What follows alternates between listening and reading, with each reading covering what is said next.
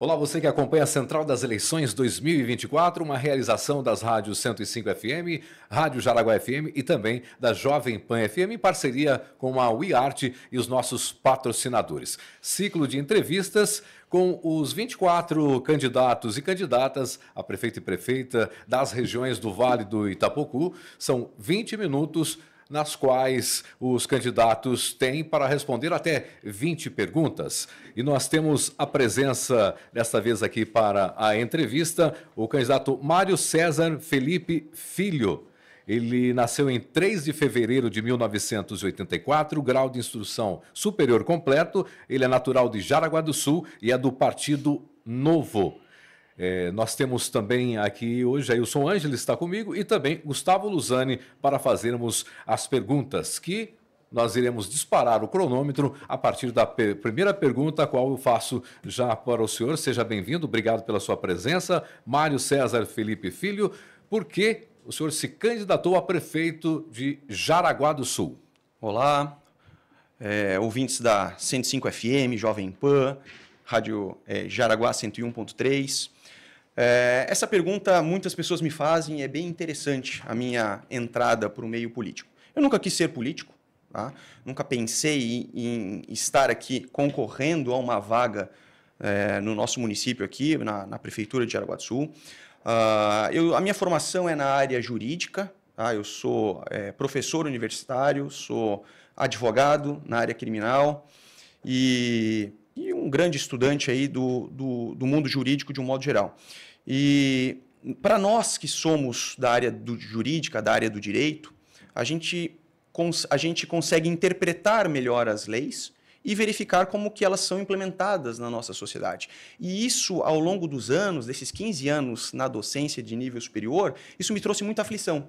Porque eu sei como o Estado deveria ser, como ele deveria ser gerido, e eu vejo como que é na prática.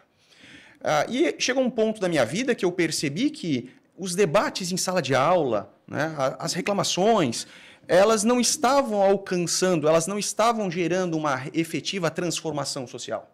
E isso me incomodava muito, né? Todos esses debates, todos esses esclarecimentos que a gente tinha, essas indagações, ela acabava ficando sempre no meio acadêmico e mais ligado ao pessoal do direito, às pessoas que estudam, né, o direito de um modo geral. E isso começou a me trazer profundas dores.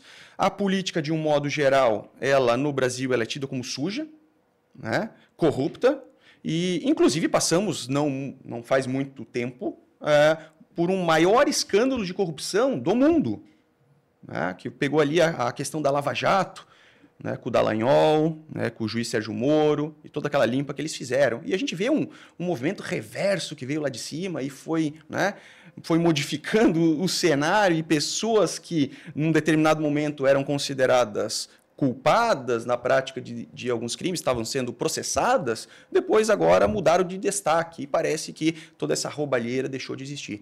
Então isso sempre me trouxe bastante dor, conflito interno, né, querer fazer a diferença pelo meu país e nunca consegui efetivamente mudar. Então eu fiz como a maioria das pessoas que elas acabam entrando no Partido Novo.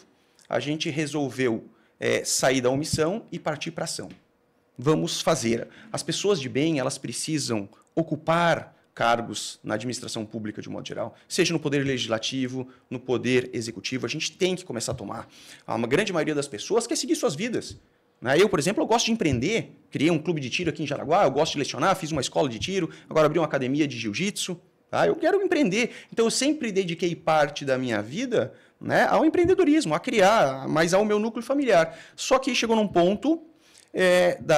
chegou um ponto aí da minha jornada que eu acabei passando por um grave problema de saúde, tá? Fui hospitalizado, quase morri, e aí eu comecei a refletir, né? No dia seguinte que eu melhorei, eu comecei a refletir um pouco sobre a minha vida. Poxa, se ontem eu tivesse vindo a óbito, né, graças a Deus eu fui atendido por uma excelente equipe médica, né? O Dr. Bentin, deixa um abraço aí para ele, e o Dr. Willy também.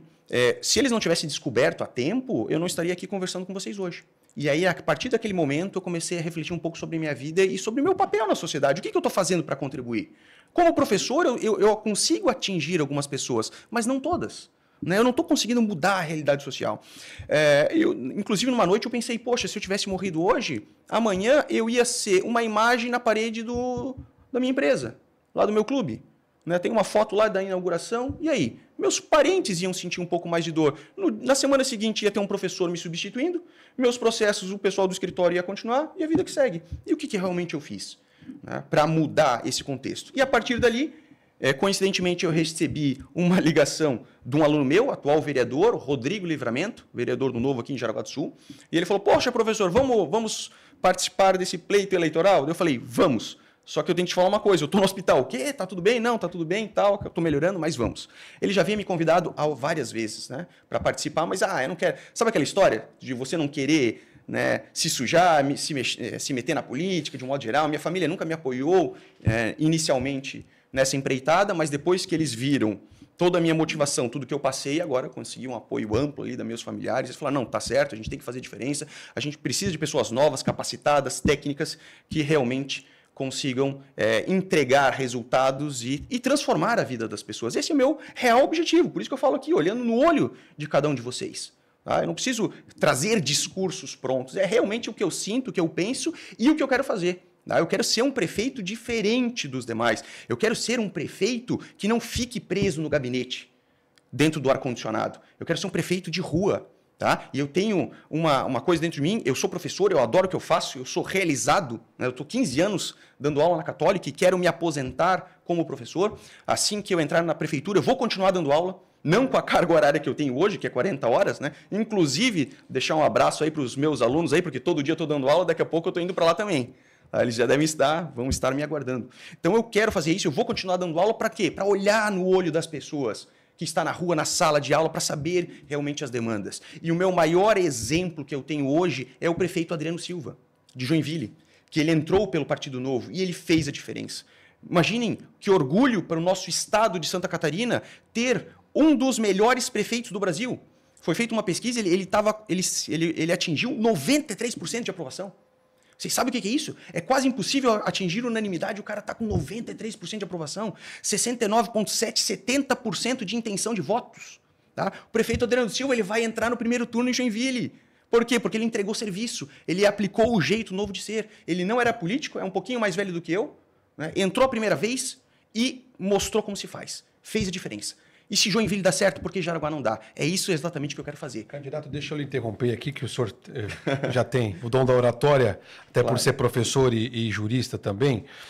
Mas tem algumas perguntas que são importantes a gente fazer aqui. Claro, tudo isso que o senhor falou, assim, o senhor acha que isso lhe credencia para ser um gestor público? O senhor tem experiência para ser um gestor público, claro, na sua opinião? Com certeza. A questão da administração pública, ela é simples. O que a gente precisa fazer? Primeiro, romper a velha política. Como que funciona a velha política? A velha política trabalha com coligações e indicações, né? Indicações políticas. Como que funciona a prefeitura? A prefeitura hoje em Jaraguá do Sul, a gente tem uma procuradoria, mais 11 secretarias. E eu pergunto para os senhores, até então, desde a última reforma, desde a nova Constituição de 88, como que sempre foi feito esse loteamento? Através de indicações políticas. Tá? E esse é o grande mal do Brasil, não só de Jaraguá do Sul, mas do Brasil inteiro. A gente precisa mudar isso. Tá? Essas secretarias são os cargos de chefia mais importantes do município, inclusive tem os maiores salários, por isso que acaba atraindo muita gente. Tá? E qual que é o grande diferencial? Quando você coloca um secretário da saúde, você tem que colocar uma pessoa técnica vinculada à área da saúde, que entenda um pouco da área da saúde, né? Que já teve alguma experiência profissional ou pelo menos estudou. E o que a gente vê são pessoas colocadas por indicações meramente políticas, por apadrinhamento político. Essa é a maior forma de corrupção que a gente tem no nosso país. A gente não pode mais aceitar isso, pessoal, porque daí não entregam. Vamos olhar aqui a nossa prefeitura, né? O último secretário da saúde saiu para concorrer num cargo público. Agora vamos pegar o exemplo de Joinville e do Adriano Silva. Nenhum secretário dele saiu, porque são todas indicações técnicas e processos seletivos. E por isso que ele está entregando. Né? Por isso que ele está entregando resultados e está fazendo uma real transformação na cidade, diferente daqui. Infelizmente, os partidos vão se coligando, vão fazendo indicações, apadrinhamentos. É pessoal que está no turismo, que não entende nada de turismo, não tem informação. Né? Tem pessoal da secretaria, às vezes, vamos lá, da educação, que nunca entrou numa sala de aula. Pelo amor de Deus! Tá? Assistência social, não, mas né, eu sou isso e aquilo. Não, não são. A minha formação é na área jurídica, né, na docência, eu conheço as leis, eu sei como deveria ser, eu sei como deve ser, e é o que está faltando hoje para a gente transformar o nosso país. Né, o Brasil é um país de dimensões continentais, muito rico, autossuficiente, só que ele está sendo mal gerido. Começa no município, vai para o estado e termina em Brasília. Meu objetivo um dia é terminar em Brasília.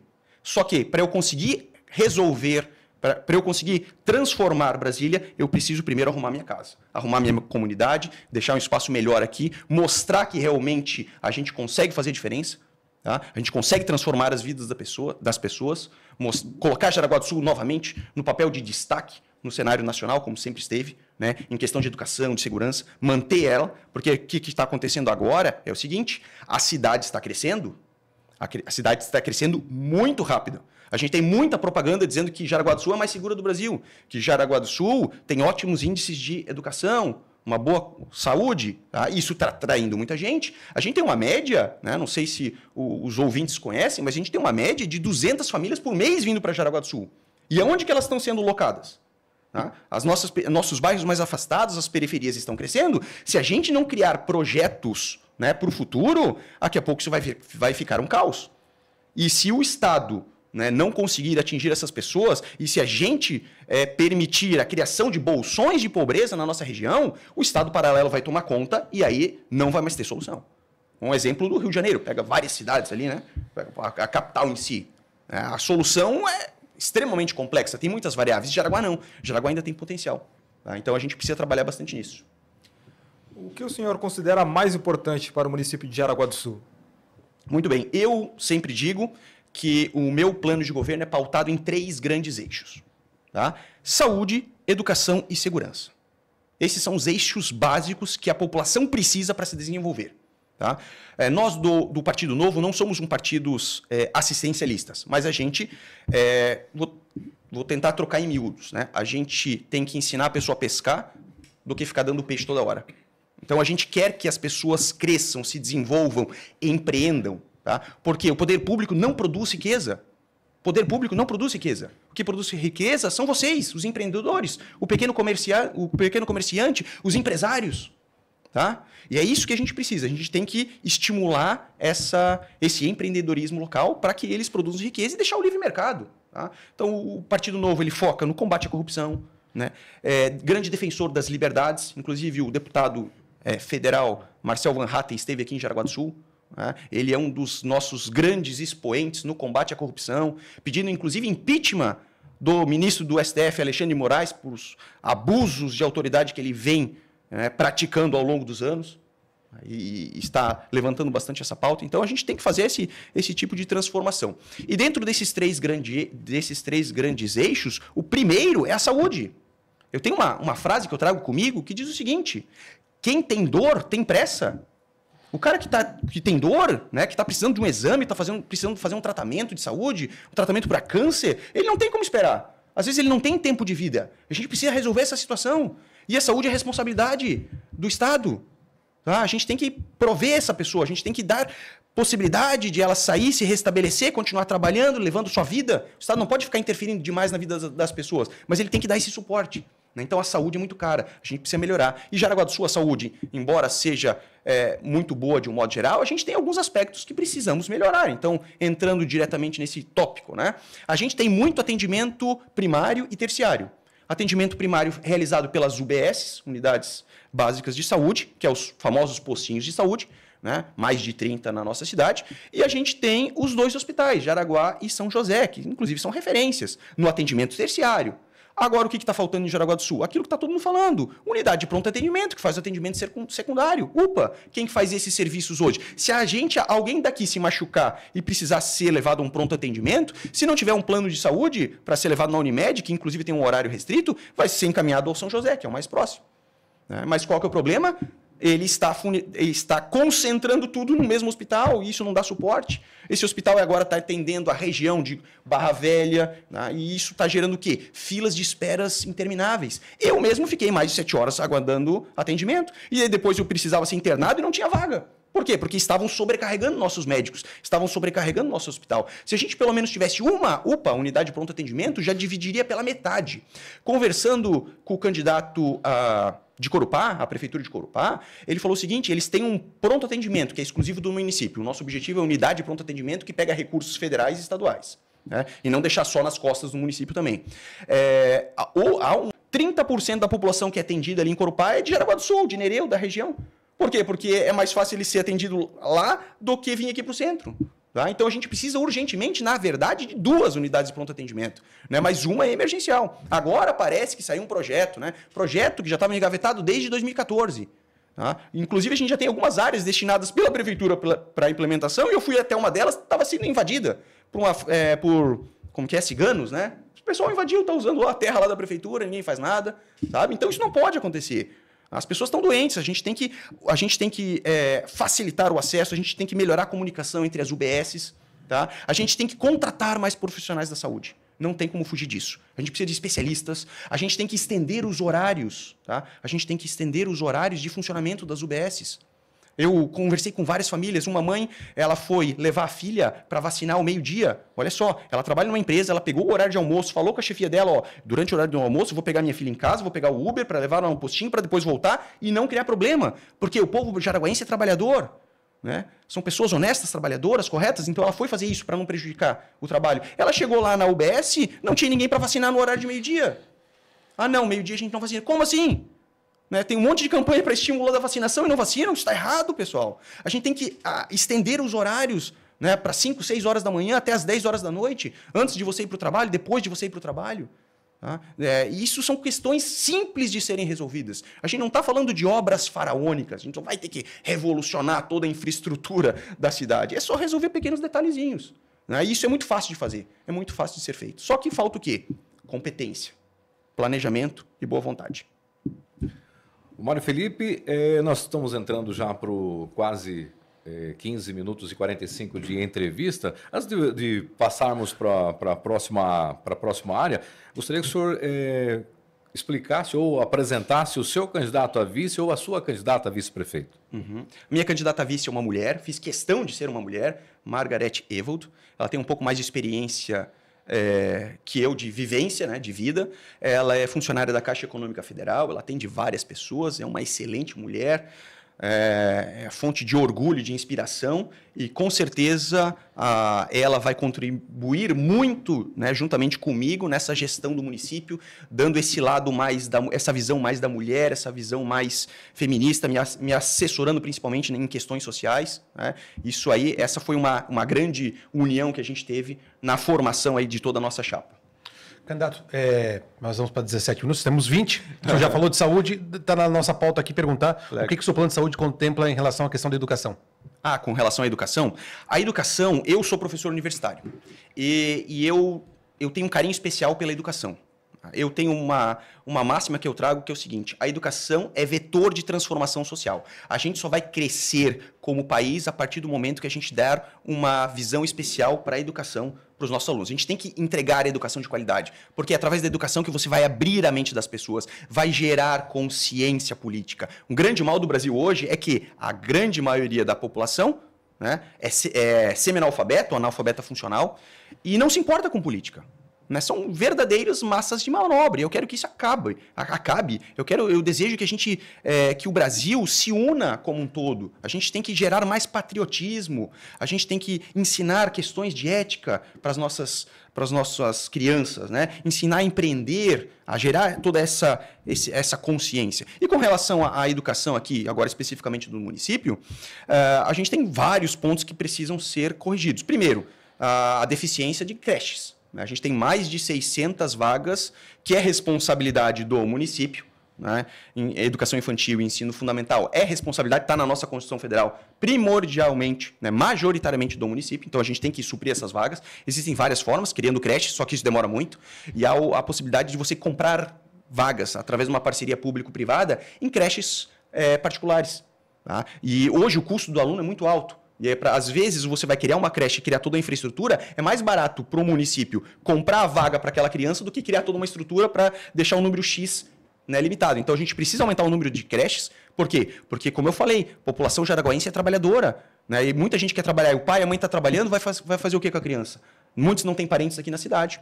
Outra questão, os nossos professores municipais, eles estão sofrendo. A maioria dos professores estão doentes, eu conversei com vários. Tá? Porque o ambiente escolar está muito defasado, está muito complicado. As salas de aulas estão superlotadas e a gente não tem o segundo professor implementado, que é lei, já deveria estar em sala de aula, não tem. Né? Foi retirado, inclusive, o auxílio, a alimentação dos professores. Que estímulo um professor tem de estar na sala de aula? Pensem, um professor que está ali, né, cuidando das crianças, da educação, que tem que conhecer o nome de cada uma delas para ver a deficiência, essa em matemática, essa em português, e eles não estão tendo esse carinho especial, esse suporte, porque o professor está exausto, burnout e várias outras doenças. Então, eu sempre vou ter esse carinho especial na educação, porque eu sei que é a partir dali que a gente transforma a sociedade.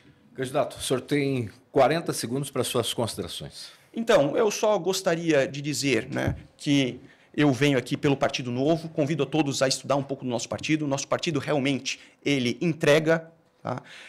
A gente não fica só de 4 em 4 anos criando um monte de propostas e nunca implementa, a gente realmente faz isso acontecer.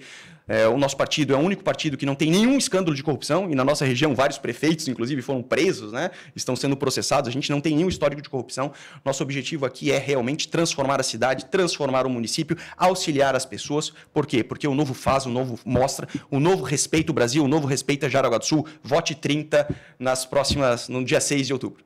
Obrigado ao candidato Mário Felipe e obrigado a você que está sempre acompanhando aqui a Central das Eleições 2024 das Rádios 105 FM, Rádio Jaraguá e também Jovem Pan FM de Jaraguá do Sul.